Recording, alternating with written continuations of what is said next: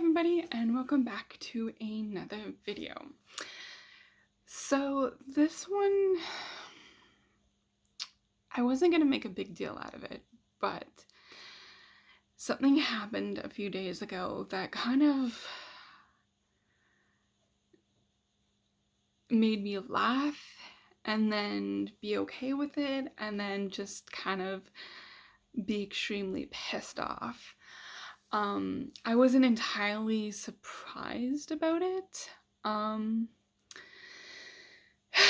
Okay, let's get into this. So many videos ago, I talked about the group of six and, how every so often they still tend to contact me in one way or another, and that is still true to this day. One of them actually had the balls to try to add me on Facebook. So that was a thing, and I couldn't help, sorry, one of my Yorkies is here. I just honestly couldn't help but give my head a shake.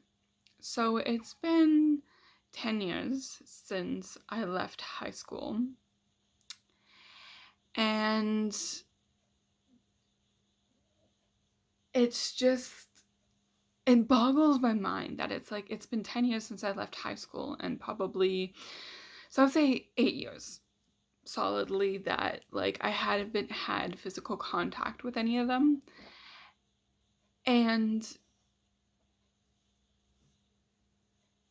sorry, oh, I was wondering, I heard my Yorkie, but they jumped onto a chair. So I would have, so back to, sorry, ADD brain, a good 8 years with no contact, physical contact with them. And it just boggles my mind that they still have the balls to try and contact me, whether it's through texting, through trying to find me on social media, through, I don't know, just randomly running into somebody that knows me and then tries to get to contact through them to me. It's weird. And it just honestly, it boggles my mind that, I don't know, that if they're bored with their lives, they're not happy with them, I don't know, all of them have kids. Whether they're in their lives or not, they all have kids. Some of them have moved away, but they still feel the need to contact me. And all the time, every single time it goes like this, they try to add me on social media or they message me and say, oh, hey, long time no talk, you've been on my mind lately, I'm still madly and deeply in love with you, you were the best thing that ever happened to me, and it just goes on and on and on. And that kind of makes me laugh a little bit, that it's just really, that you think that's gonna work on me. And it's just, it kind of pisses me off. I don't know, they still think that they can come into my life and just continue on like everything is fine, that what they did, their actions, there was nothing wrong with it. It's not even that they have that alpha male presence, it's just that they think that they can get away with anything because that's what they did. That's what happened to them all those years ago. And, they still act like the big shots and whatnot. And it happens on rotation. I don't know if they're all in contact with each other still. I don't know, but it literally happens on rotation. That once one of them contacts me, then another, and then it just keeps going on, and then the cycle repeats itself. I don't know if this is a group discussion that they do or it's individual. I don't know, and I don't really give a shit. It's just just the way that they come off, it's just like they just think that it's okay, that I'm just gonna go crawling back to them and do whatever they want and ask, because they have that personality of, once they've broken somebody, that they solely depend on them. And I'm not gonna sit here and say that that's not who I once was. That's totally who I once was. I was very broken. And I talked about on here Stockholm syndrome and PTSD, and I had all of those, and I still deal with it, but I have worked through it, and I have realized that these are not triggers, but things that are like red flags, right? That I didn't necessarily process that back in the day. And, I'm not ashamed of it. It is something that I went through, and those techniques did used to work on me because I was so utterly destroyed. I didn't really have a lot of human contact besides them or the school, because that is what they created the world for me, and that is what abusers do, you know. And I didn't know how to breathe or think or speak without them, because I was just so afraid to get hurt physically, mentally, verbally.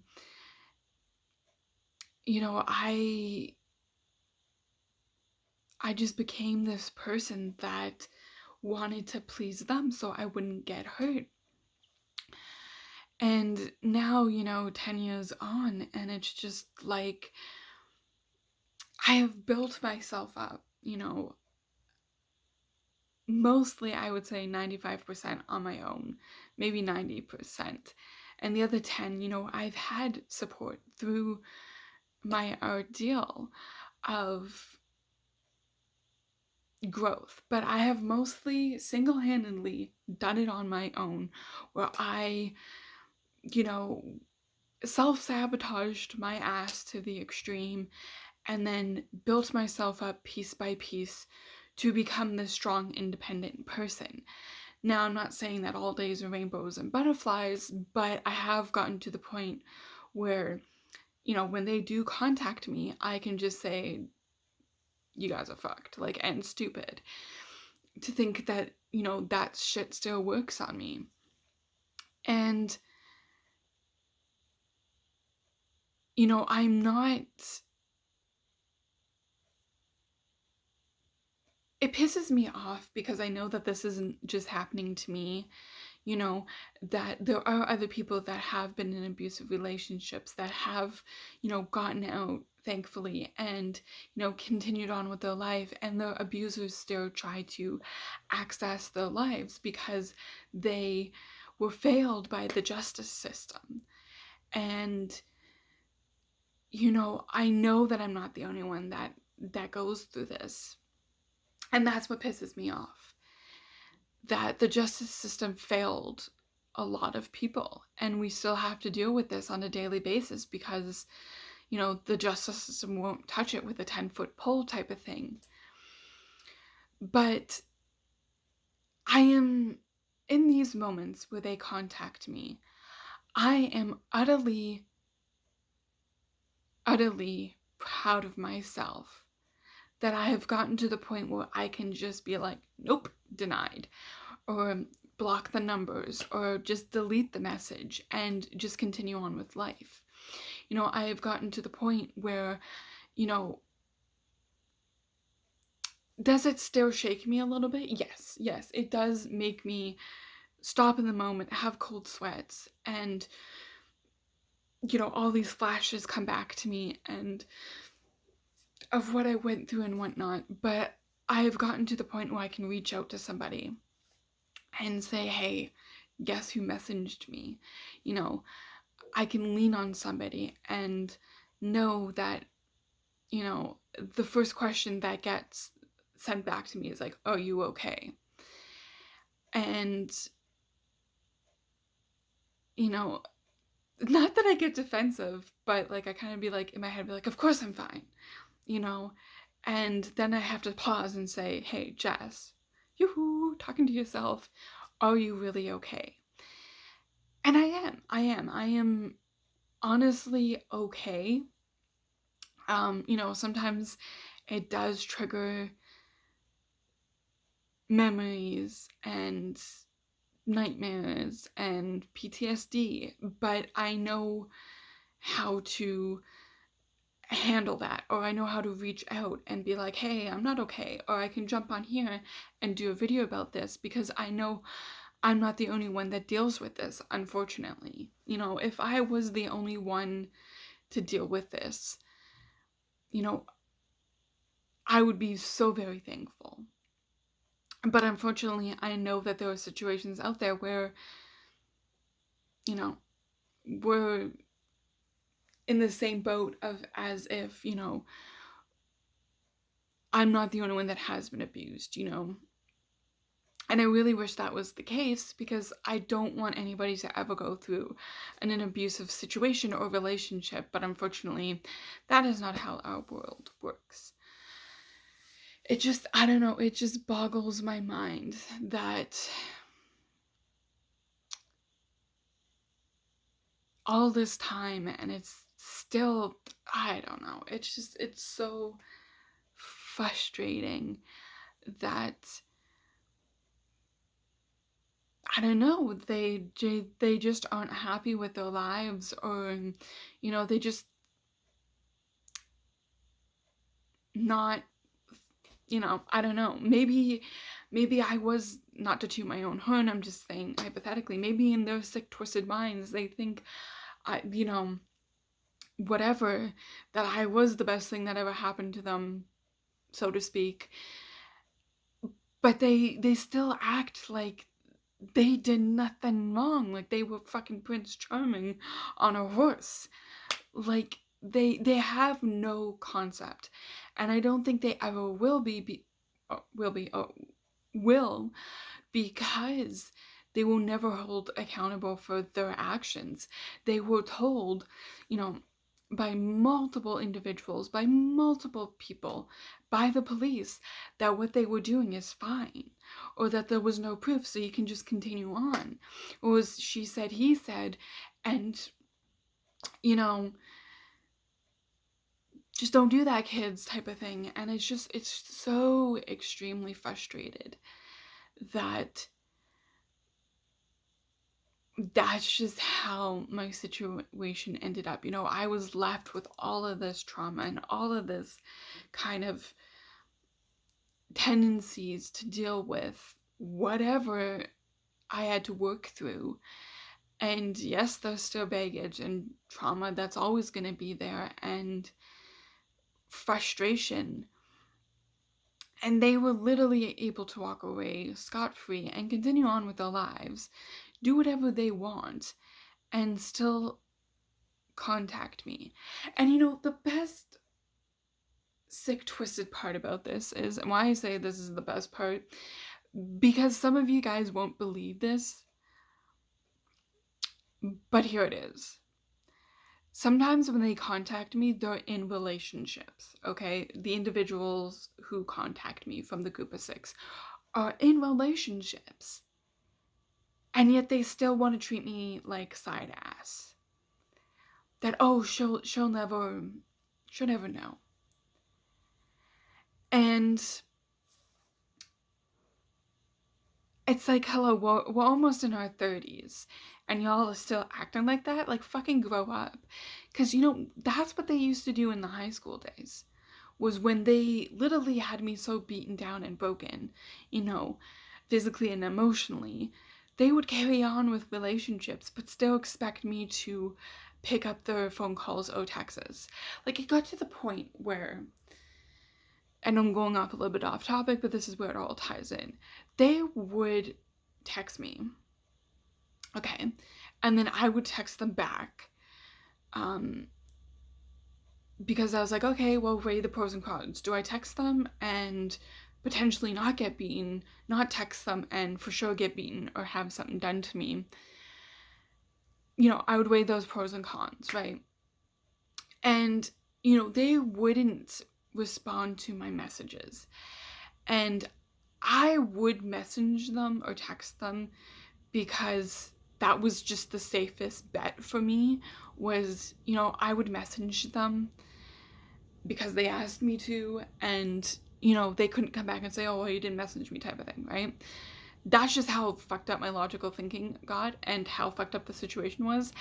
And then they would come back and treat me like I was a psychotic person. They'd be like, you're such a crazy bitch for texting me, for messaging me, blah, blah, blah, blah, blah. And, don't you know I have a girlfriend and stuff? And they would just act like I was the crazy person when in essence they set this all up, right? And then, they would message me after or whatever and say, oh, I didn't mean that, I just had to do it for sure, or I had to do it because my girl was around, or I had to send you that message because she was looking over my shoulder. That's how fucked up all of this was back then, okay? And, I was young, and, all our logical thinking isn't, fully formed, and it was just a really sick and twisted situation. And to think that they still have the balls to do that 10 years later, it's just so, like, my heart really goes out for those people that are dating them now. As far as I know, none of them have been physically abused, thankfully. Emotionally, that's a whole other thing. And, some of them have eventually found me, and, they weren't playing games. They weren't trying to, like, set me up or anything. They just honestly wanted to know how it was for me, like, if this was normal. And I would tell them, like, I can't physically or verbally tell you what to do, but just to give you the heads up, if you are being emotionally and verbally abused by them, get the fuck out, run in the opposite direction, because it will turn physical. Eventually, not today, not tomorrow, maybe not 10 years from now, but it will. Because once an abuser, always an abuser in a way, if they have never gotten help. And I know some people are going to say, well, people who have gotten help are still abusers. Yes, that is a fact, but I'm saying it is more likely and known that if they have never gotten help or, been held accountable for their actions, it will always lead back to physical abuse, or any type of abuse. And, some of them have been thankful, and some of them have thought that I was crazy, but ended up getting out of the relationship, And it's just a cycle, because they don't realize the damage that they have caused physically, mentally, emotionally. They don't, and they don't give a shit. They think that they are, kings of whatever planet they think that they live on, and, they can do whatever the fuck they want. It's just, I don't know, it just boggles my mind, and it just frustrates me that, again, they still think that they have the balls that they can just contact me, and I would literally come crawling, because they think that they damaged me beyond belief, that I'm just sitting around waiting for them to call me or text me or message me or add me or whatever, because they think that that's who they've created. And again, at one point, that is who I was. That I was that person that waited, because I didn't know who I was without them. But through a lot of blood, sweat, and tears, I learned that I am a lot bigger than I thought I was. That I'm a lot braver than I thought I was, stronger than I thought I was. And, some days I still think that I am that small human girl. And there are days that I do feel like that. But, I have worked very, very hard to become this strong person that I am. And, it's going to be a continuous thing of learning and growing and, feeling sad sometimes and frustrated and feel like the whole world is on your shoulders.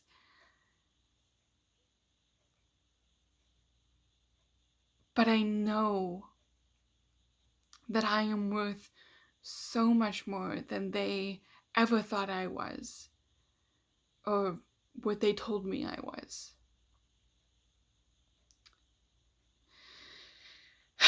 Anyways, guys, here it is, my journey 10 years later, and some things have drastically changed for the better. And then there's still some times where it's like, really? Some things come back that haven't really changed, but it's a good thing I have. And though some days it doesn't really feel like it, I know that I am in a really, really good place. And I just want to thank all of you for the love and support and this community that we are building together. And I told you guys that I would bring you along on the journey, and damn it, I thought I was going to get through a video without coughing, but shit, I was close.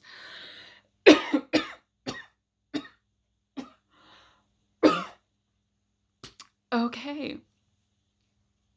But,